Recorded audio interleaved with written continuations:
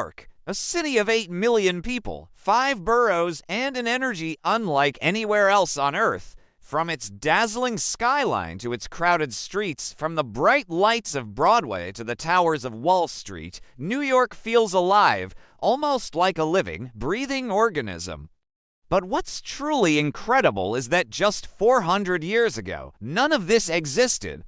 No skyscrapers, no bridges, not even the name New York. So how did this wild patch of forest and rivers become the world's greatest city?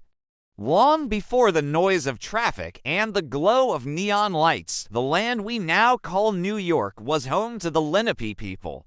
They lived in harmony with nature, hunting, fishing, and farming along the rivers and forests of Manhattan, Staten Island, and beyond. To them, this place wasn't about money or skyscrapers.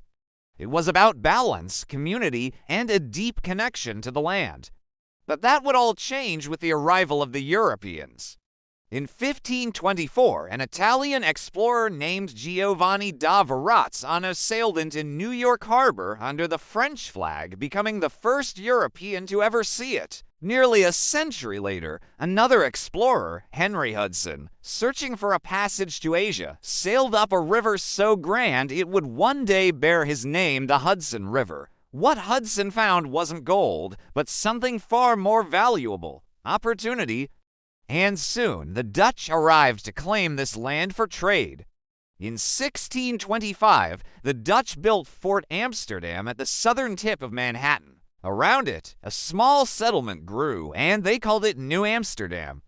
The Dutch traded fur, built windmills, and created a vibrant port.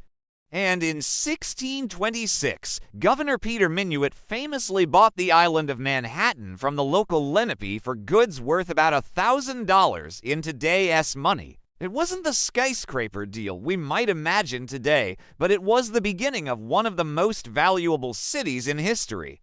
By the mid-1600s, England and the Netherlands were fierce rivals on the seas. In 1664, English warships sailed into the harbor and demanded the Dutch surrender New Amsterdam.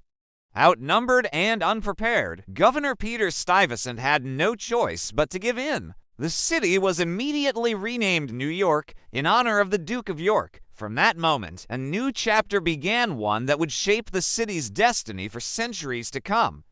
By the 1700s, New York was thriving, filled with merchants, immigrants, and revolutionary ideas. But tension with Britain was rising fast. In 1765, the Stamp Act Congress met in New York, planting the early seeds of rebellion. When the American Revolution finally began, the city became a key battleground. After years of brutal war, the British finally withdrew in 1783. Just 2 years later, New York became the first capital of the United States.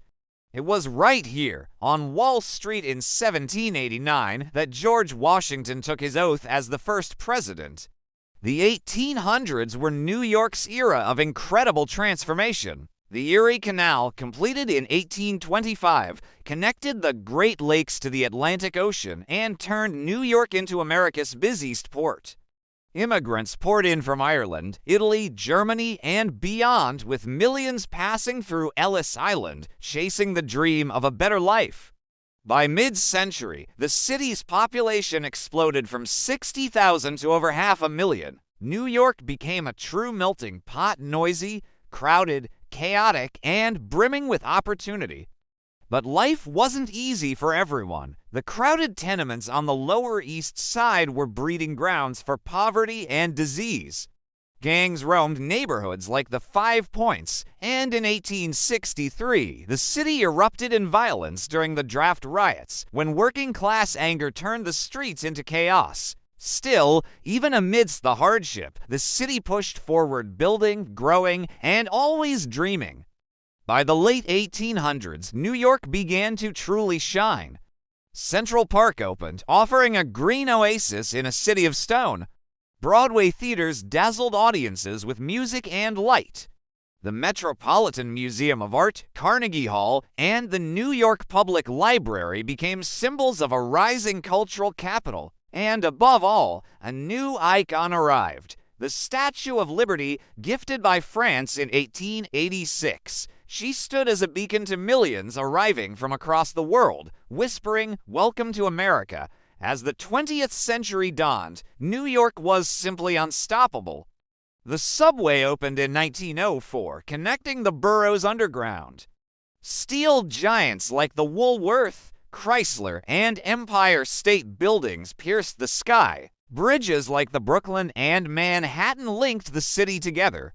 Above ground, the skyline soared. Below, trains roared, a powerful symbol of American progress. The 1920s turned New York into the world's nightlife capital, filled with speakeasies, jazz clubs, and endless parties.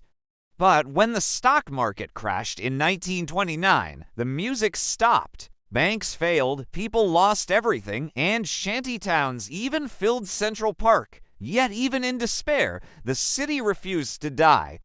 When World War II came, its factories and ports powered the Allied victory, and by the war's end, New York stood tall once again. After the war, New York wasn't just America's city, it was the world's. The United Nations set up its headquarters here. Wall Street became the financial heart of the planet. Artists, musicians, and dreamers flocked to its streets, fueling incredible creativity. From Harlem jazz to the birth of hip-hop, from towering skyscrapers to the rumbling subways, New York became the global center of culture, money, and ambition. Even through dark times, the crime wave of the 1970s, the tragedy of 9/11s, and financial recessions, the city always found a way to rise again. New York has burned, rebuilt, fallen, and risen again over and over. From a small Dutch trading post to a global icon, its story is one of resilience, diversity, and constant reinvention. Every brick, every street, and every silhouette against the skyline tells a story of struggle and triumph. That's why, even today, when people around the world dream big, they dream of New York, the city that never sleeps and never stops becoming greater. Thanks so much for watching. If you enjoyed this journey through history, don't forget to like, subscribe, and hit that notification bell for more stories like this one.